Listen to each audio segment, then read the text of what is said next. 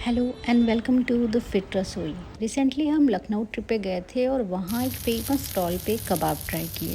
That was good, but एक bite लेते ही मुझे मम्मी के होममेड कबाब याद आ गए। Crispy outside, soft inside, perfectly spiced. So today I am sharing my mom recipe, that is masoor dal के कबाब, जो कि बहुत ही हेल्दी होते हैं। आप इनको चाय टाइम में यूज़ कर सकते हो या फिर बच्चों के टिफ़िन में भी दे सकते हो, and honestly better than many restaurants version. तो यहाँ मैंने 2 कप के करीब मसूर दाल को रात भर सोख करके रखा था और अब हम इन्हें कम से कम पानी में प्रेशर कुक करेंगे। तो यहाँ तकरीबन 1 ग्लास के करीब मैंने पानी यूज़ किया है। याद रहे कि पानी जो है वो दाल को की सतह तक रहे, बस उससे ज़्यादा नहीं, क्योंकि हमें गीली दाल नहीं चाहिए। इसके बाद जितने भी मसाले हैं वो हम सब कुकर में ही डायरेक्ट ऐड करेंगे। तो यहाँ मैंने जिंजर को पहले ग्रेट किया और अब मैंने 3 से 4 हरी मिर्च ली हैं। इन्हें भी हम चॉप करके कुकर के अंदर डाल देंगे। आप चाहो तो कम से कम मिर्च भी यूज़ कर सकते हो।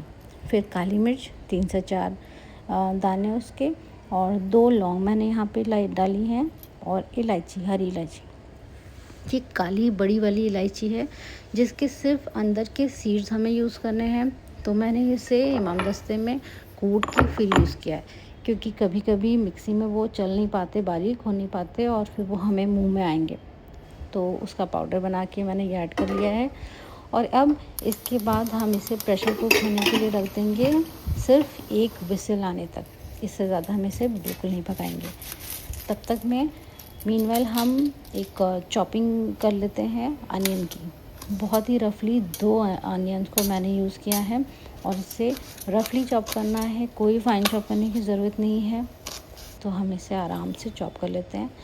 1 विसिल आने के बाद हम प्रेशर को रिलीज़ करेंगे और आप देख सकते हो कि बिल्कुल खिले खिले एक एक दाने दिख रहे हैं, और पानी जो है वो बिल्कुल गायब हो चुका है।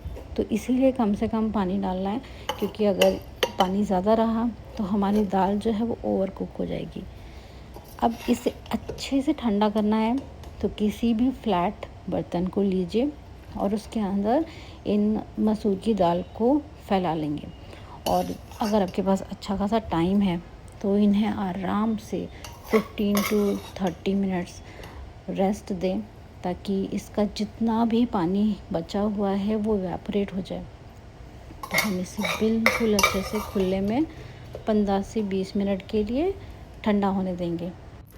जब तक दाल कुक हो रही है हम कुछ धनिया के पत्ते ले लेते हैं, और धनिया के स्टेम में बहुत ज़्यादा फ्लेवर होता है, कई बार उनकी पत्तियों से भी ज़्यादा। स्टेम एक्चुअली थोड़ा हार्ड और डेंस होता है, इसलिए उनका जो स्वाद है ना वो अंदर लॉक्ड रहता है और काटने या पकाने पर स्ट्रॉन्ग निकलता है। जबकि पत्ती सॉफ्ट होती हैं, इसलिए जैसी ही हीट उनको मिलती है उनका फ्लेवर जो है वो हल्का हो जाता है। ये आज की ज्ञान की बातें थी। इसके बाद हम इसे अच्छे से चॉप कर लेंगे। इन्हें भी फाइन चॉप करने की कोई ज़रूरत नहीं है। अगर आप चाहो तो धनिया के पत्तों को अवॉइड कर सकते हो, बट प्लीज़ 2 से 4 स्टेम तो ज़रूर डालना। इसके बाद जो प्याज हमने काट के रखे थे उन्हें भी हम इस मिक्सचर में ही ऐड कर देंगे। सो बेसिकली हमें सब चीज़ एक साथ एक ही पॉट में डालनी है।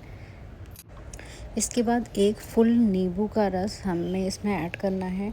तो मैंने यहाँ पे 2 कप के करीब मसूर दाल लिया था, तो आप अगर कम ले रहे हो तो हाफ़ ही लेमन यूज़ करना। मैंने यहाँ क्वांटिटी ज़्यादा है इसलिए मैंने 1 लेमन फुल यूज़ किया हुआ है।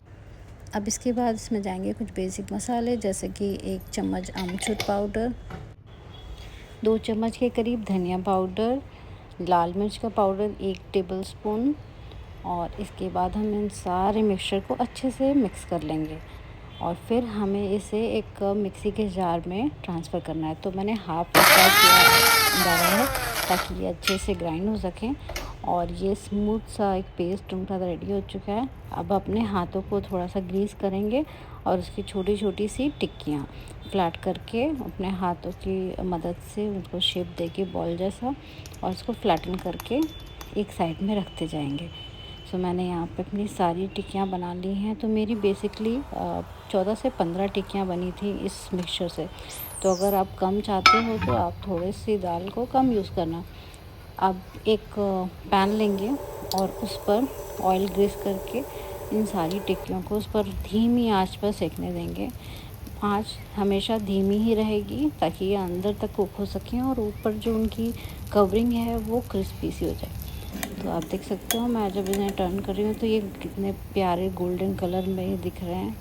सो ये हमारी मसूर दाल के कबाब जो हैं वो बिल्कुल रेडी हैं। मस्ट है कि आप इन्हें प्याज के लच्छे और थोड़े नींबू के साथ एक दही और पुदीने की डिप के साथ ही यूज़ करो। तो ये दाल कबाब की रेसिपी आपको कैसी लगी please comment and like my video.